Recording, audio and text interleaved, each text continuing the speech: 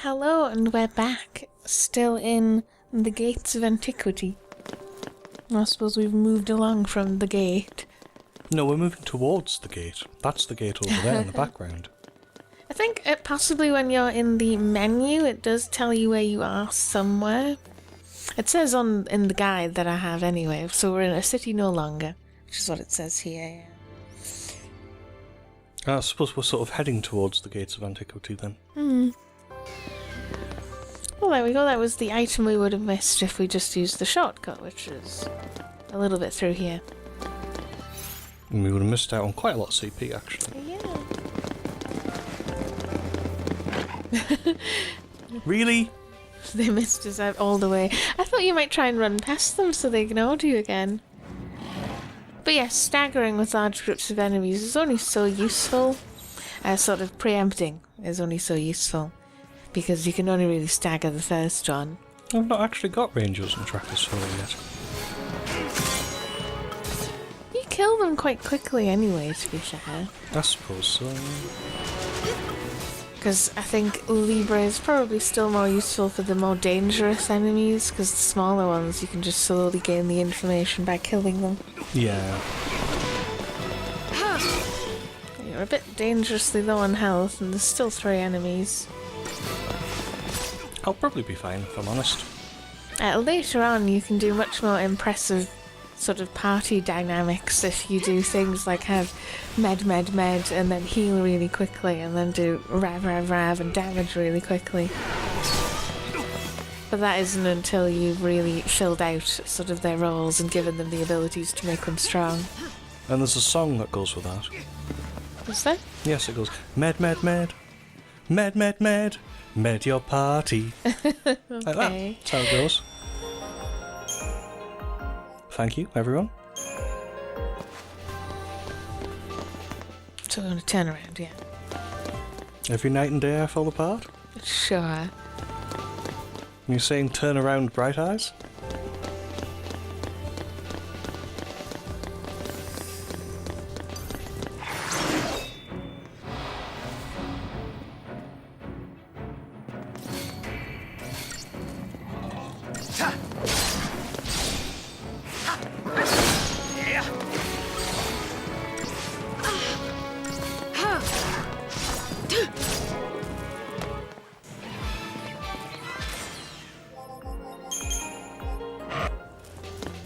Excuse me? I think I made a funny noise there. Yeah, I did. I kind of went, So on the right here, just up these stairs, is where we had snuck through. Ah, yes. I remember it well, as if it were only last episode. But we can just continue on this time. We do want to go up that little side bit. There's both an item up here, and we have another opportunity. You know, I'll totally do this automatically. You probably don't need to tell me to. No, I know. It's good to keep track of. So we have a little enemy encounter here, and then we have another opportunity to jump down and preempt some enemies that are sort of walking back and forth down the corridor. Probably won't bother though.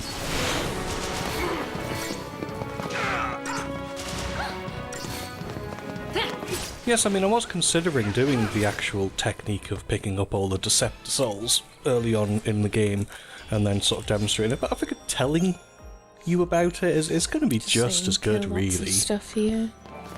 Quite sensible. And more interesting to watch. Yeah. For some weird film.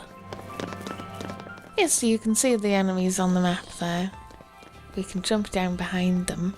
That's quite pretty as well. Yeah, there's kind of trees and then buildings on fire. Wow, that worked. Yeah, I think you wanted to jump away from them a bit and then run at them. So do I have all these? Yes, the Executioner was the one that we were fighting before. Looks quite deadly. It's a bit strange. He does this sort of slow Terminator walk.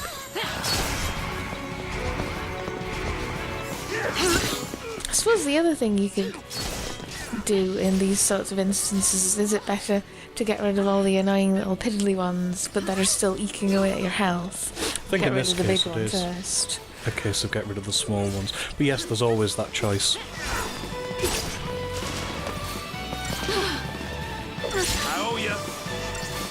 I owe you. See? Gambling illusions.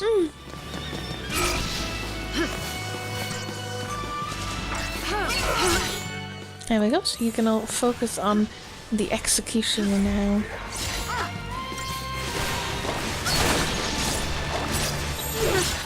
His stagger bar is very slow to get up, but then he also has a lot of health. That's why I'm going into Try Disaster. Which is a very weird name. I'm going to pop into Diversity before he actually gets staggered. That way I can stabilise it.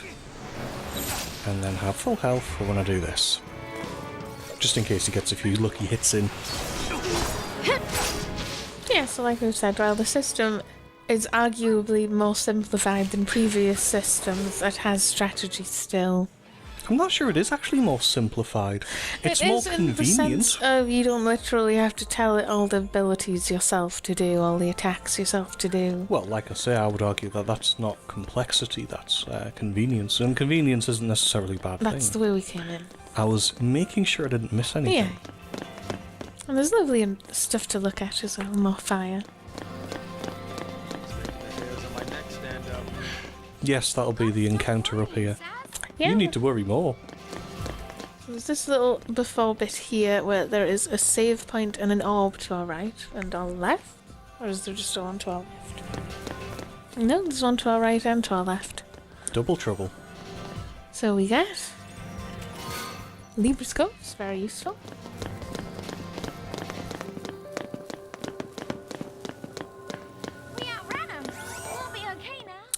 Actually, we killed them all on the way here. Yeah, we didn't outrun anything. It might be an idea to save now as You think well. I should? Yes, I usually don't should. bother. Oh, we've dated the Let's Play now. That and the other time was saved. Actually, have you noticed, by the way, the interface is very desktop computer. Yeah, it sort of folds out and then has a screen with all the icons. Hologrammatic displays. It's cool.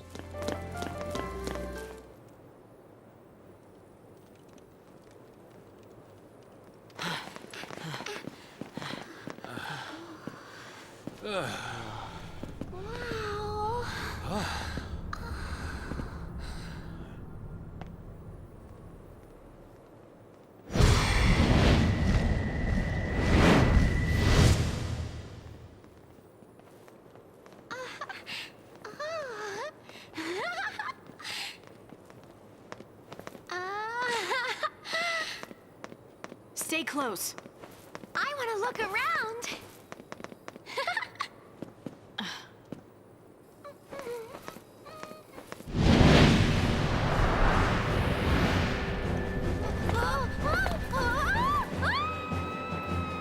Venez.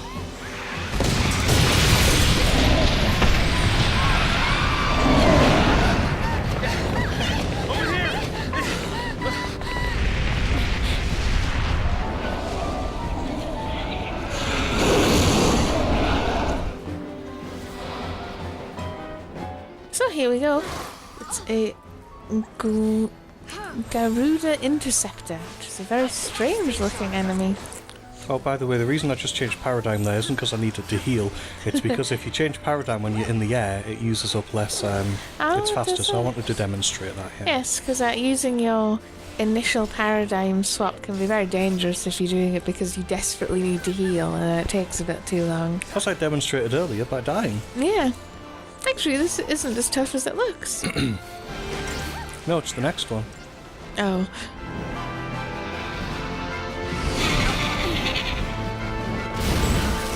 It's charging up. Charge it? What are you talking about? Charge it for what? It's last moments.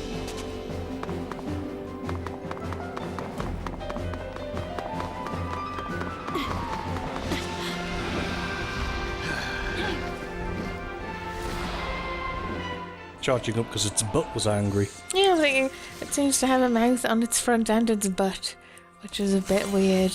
Butt mouth. But yes, we've got weaknesses, immunities, resistances, this. So it's weak against wind, as am I. Well, yes, it's doing the whole multi-part battle. You thought you'd killed it, but no. There is another form. To be fair, the first battle's actually dead easy. Yeah, it is. Yeah. I think it's one of those hallmarks or cliches, I guess, of the genre. True. Yeah. Much like horror has them as well. Stay sharp.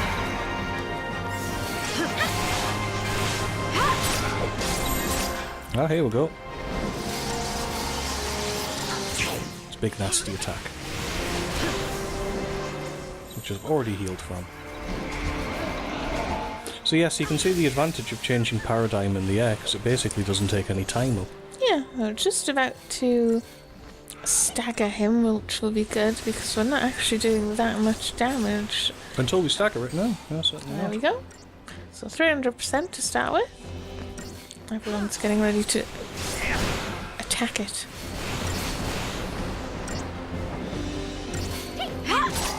And the flow of the auto battle system is kind of interesting as well, because you can go from everyone stopping and everyone attacking at the right time to, if you start doing things like doing your move early or fast, eventually it'll be you're attacking, someone else is attacking, and then someone else is attacking, which is probably a better way to do it. We've got lots of stuff.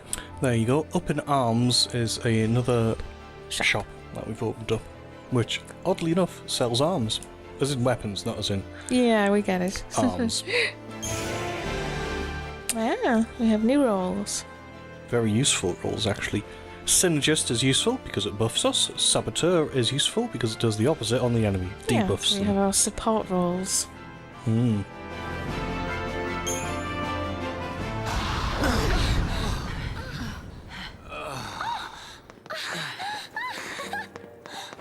Check it out! Come on, hop to it. Let's go.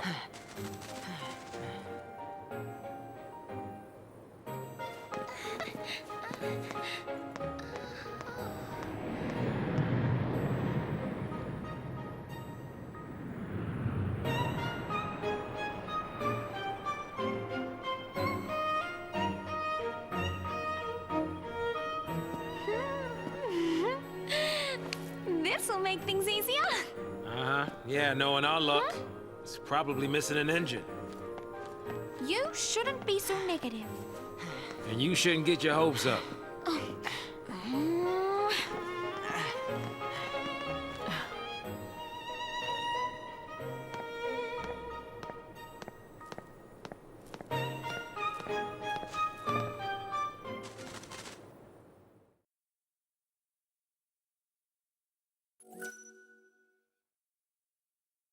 But we're going to leave it there and save.